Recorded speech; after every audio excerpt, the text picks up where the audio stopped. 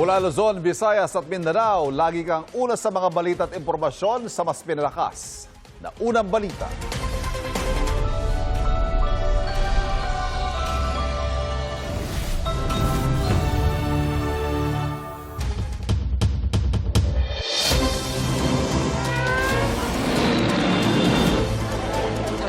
Sa ngayon po ay Pinsala. ang mga unang balita. Kanselado na ang face-to-face classes ngayong araw mula kinder hanggang senior high school sa mga pampublikong paaralan sa Quezon City bilang pag-iingat sa habagat na pinalalakas ng bagyong Inday. May unang balita live si James Agustin. James. Ivan, good morning. May ilang estudyante nitong Quirino Elementary School dito sa Quezon City na nakapasok na bago pa i-anunsyo yung class suspension ng lokal na pamahalaan kanina. Pasado alas 5 ng umaga na mag-anunsyo ang Quezon City Government na suspendido ang face-to-face classes sa mga pampublikong paaralan dahil sa posibleng epekto ng habagat na pinaigting ng bagyong Inday mula yung kindergarten hanggang grade 12. Kabilang din ang klase sa Child Development Centers at Alternative Learning System. Sa mga pribadong paaralan at higher education institutions, nakabatay sa pamunuan ng eskwela ng suspensyon ng klase. Sa Quirino Elementary School, may mga estudyante na nakapasok na dahil alas 6 ng umaga ang kanilang klase. Kaya bumalik ang mga magulang para sunduin ang kanilang mga anak. Mayroon din namang ihahatid pa lang sana pero umuwi na. Ilang estudyante ang wala pang sundo kaya kinokontak na ng kanilang teachers ang mga magulang. Sabi ng ilang magulang, sana mas inaga ng suspensyon lalo't inaasahan ng masamang panahon. Ayon sa pamunuan ng eskwelahan, online classes munang ipatutupad ngayong araw. Pasok niya po is 6 a.m. Pero in-announce po sa group chat po namin ng 5:38. Pag ganong oras po kasi nasa biyahe na po kami. Mas okay naman po yun na, na i-suspend kaysa po magkasakit yung mga bata pag umulan po. Pagdating ko sa kanila, pagbalik ko doon, sabi cancel na daw. Kaya hinintay ko naman sila dito. Dalawang anak ko pa nasa loob pa eh. Kagabi pa dapat nag-alaunsa sila para hindi na yung mga bata. Ang mangyayari doon sa ating mga estudyante na wala pang sundo ay syempre ipapakontak sa ating mga teachers yung mga magulang nila. Mag-online classes sila, sa mga wala ay magbibigay na lang ang mga teachers natin ng mga activity through group chats nila, messenger chat. Yeah. Samantala, Iban, sa mga oras na ito ay nakauwi na yung mga estudyante na nadatnan natin dito sa eskwelahan, maging yung kanilang mga guro. At sa lagay na panahon, ngayong alas 7 po ng umaga ay nakakaranas ng pag-ambon dito sa area ng Quirino Elementary School. Yan muna yung latest mula po dito sa Quezon City. James Agustin, GMA News. Inihanda na ng lokal na pamahalaan ng Maynila ang mga rescue equipment, pati ang mga evacuation centers sakaling kailanganin kapag lumakas ang ulan dahil sa habagat na pinalalakas ng bagyong Inday. May unang balita live si Jomer Apresto. Jomer, good morning. Maris, good morning. Nasa likuran ko ang ilang rescue equipment na gagamitin ng Manila Disaster Risk Reduction and Management Office kung sakaling kailanganin sa pagbaha o kung sakaling bumaha at kailanganing magsagawa ng paglikas sa lungsod.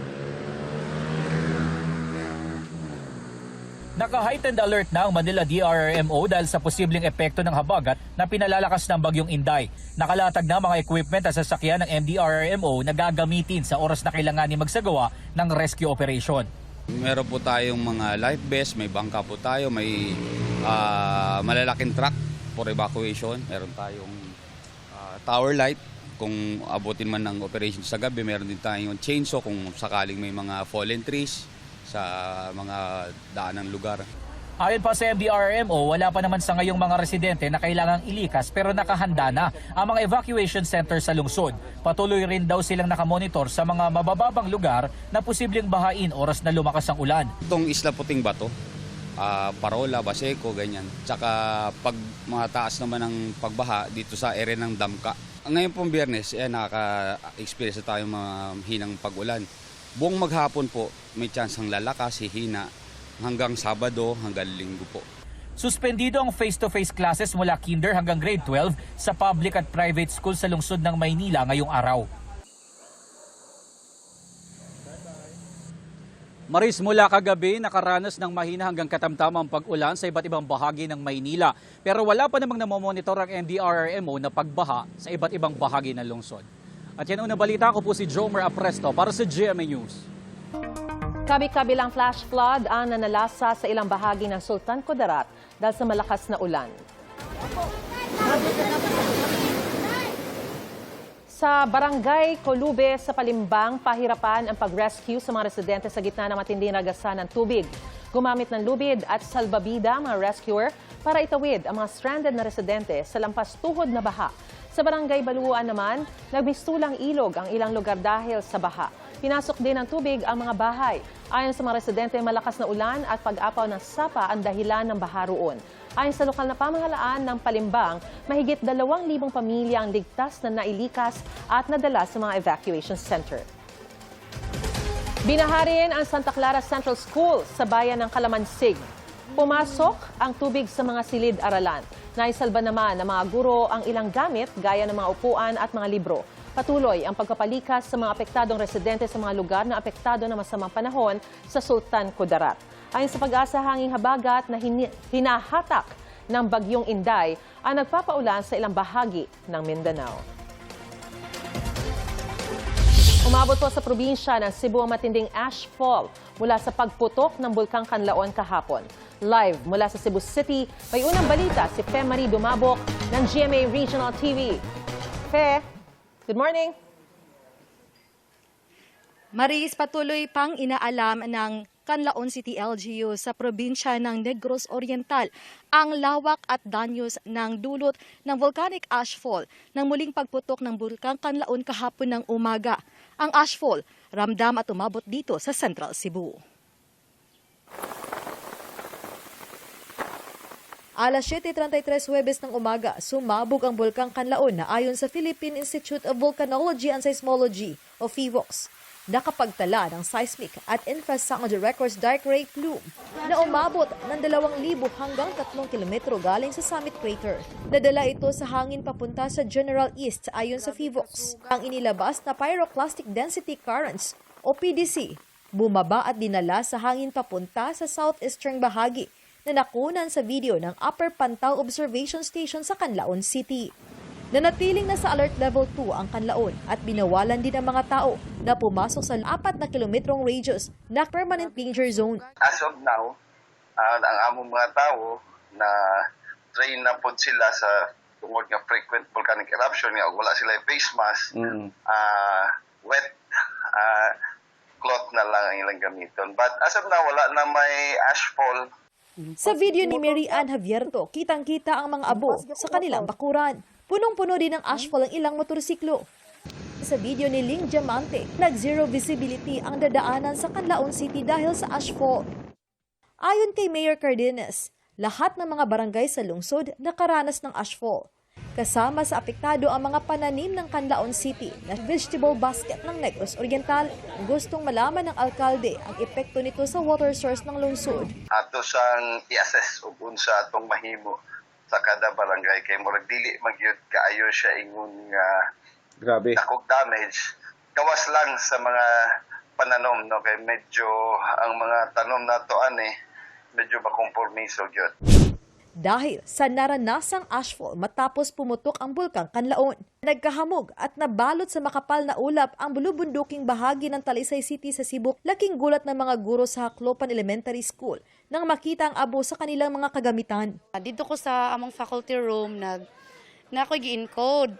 And then na-feel ko nganong hait kay akong inihikap. So ako siyang gitrapuhan ang akong laptop. Then after a few seconds, baga na po ng abog. So kuman siya ko nagkuhan ko sa surrounding balay, man siya marag foggy, something ni smog. Kita gina mo ang katong dagom nga langit, abi na ko ganang uwan lang. Nya marag kuan dito siya, marag dagi dito sa ashfall na dito siya. Nya ni kusog ba ng hangin, mao to nga ang abo ni abot gyud diri dapita.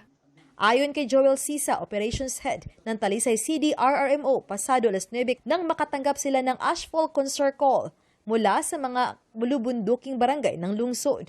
Kasama na rito ang mga guro mula sa iba't ibang paaralan. Upland Barangay through our community first responders nitawag diri ni report nga naa nay mga abog then wa sila kaybaw unsa ni nga abog mo to ilang i-clarify And nagsunod-sunod na din ang tawag from Upland Barangay. Among giklaro lang yun sa Facebook National nga mao good because of the eruption of Canlaon.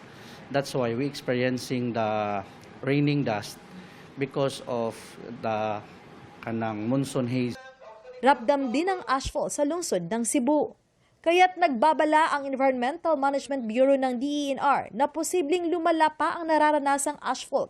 Naabutan ng GMA News ang rekorida o ang pag-iikot ng BFP sa Barangay San Nicolas proper. Pinaalalahanan nila ang mga residente na huwag lumabas sa kanilang mga bahay. At kung lumabas man, magsuot ng face mask. Namamahagi din ang mga barangay responder ng face mask. Ang sa mata, sir, niya. Pagsud ako diri, kanang napuling ko ba? Niya. Mura siya kanang puti. Moto, nibalik kong sud, nipalit kong mask. Bakas ang ashfall sa mga nakaparadang mga sasakyan sa tabi ng kalsada.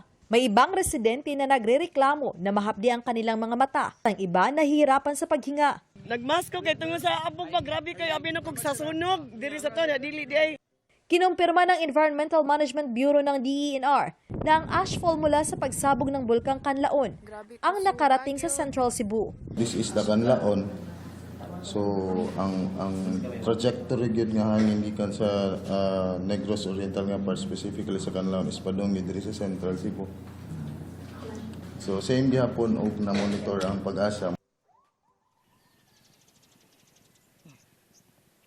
Maris, bunsod ng naranasang ashfall at para na rin sa kaligtasan ng mga mag-aaral at guro. Patuloy na nagkansila ng face-to-face classes ang nasa 22 LGUs dito sa Central Cebu mula sa nursery hanggang sa high school. Magsasagawa rin ng paglilinis sa iba't ibang paaralan ngayong araw. Maris? Dagang salamat, Femari Dumabok ng GMA Regional TV.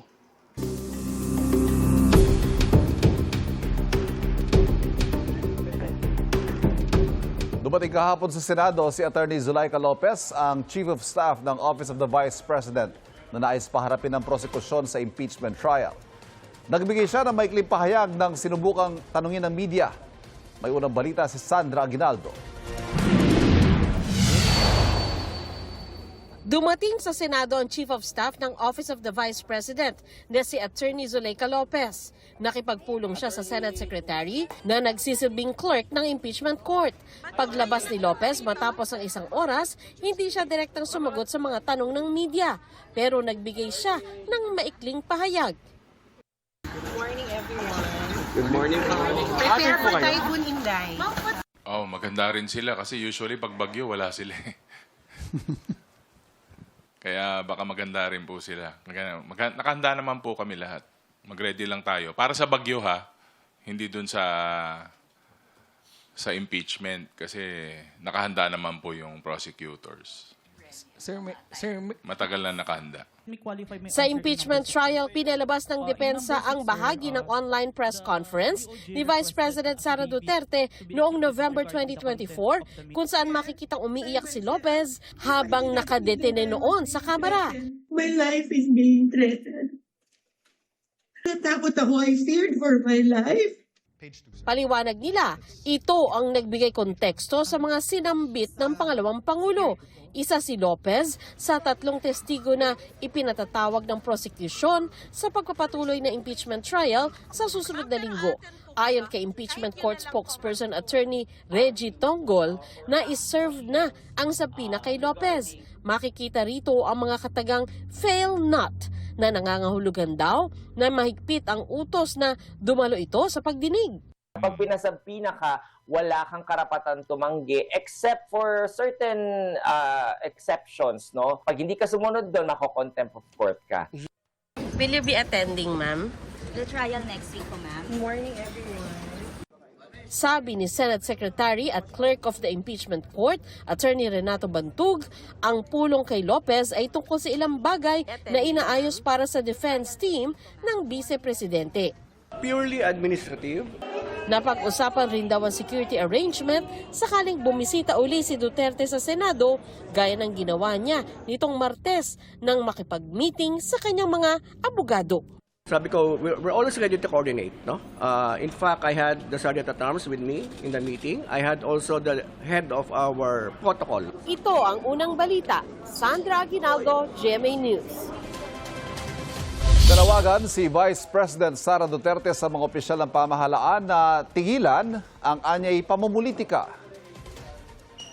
Itigil na muna natin yung pamumulitika at pananawagan nila ng transparency and accountability, pero ang totoong pakay nila ay ang kanilang mga sariling political interest. Sabi ng BC, dapat tutukan ng pamahalaan ang kaayusan, kapayapaan at kaunlaran ng bansa. Matagal na raw itong hinihintay ng mga Pilipino. Mensahe naman niya sa publiko, huwag mawala ng pag-asa dahil may mangyayari daw na pagbabago sa bansa. Susubukan namin kunan ng pahayag Malacanang kaugnay sa sinabi ng BC. Umalma ang ilang ahensya ng gobyerno dahil pati Batanes inaangkin ng ilang Chinese scholars. Ayon kay maritime expert at Sea Light Director Ray Powell, itinuturing ng Chinese scholars na natural extension ng Taiwan ang Batanes. Kaya sinasabi nila na China ang may sovereignty sa Batanes. Lumabas din yan sa article ng Chinese state-run news site na NewsGD. Sabi naman ng ating Department of Foreign Affairs, walang duda na ang Batanes ay parte ng Pilipinas. Hindi na raw papatula ng Pilipinas ang anilay revisionist claims ng Chinese scholars. Tinawag ding kalokohan at kasinungalingan ng iba pang matataas na opisyal ng gobyerno ang sinabi ng Chinese scholars. Sinusubukan pa makuha ang pahayag ng Chinese Embassy kaugnay nito. Hindi rin malayo na nasa plano nila yan.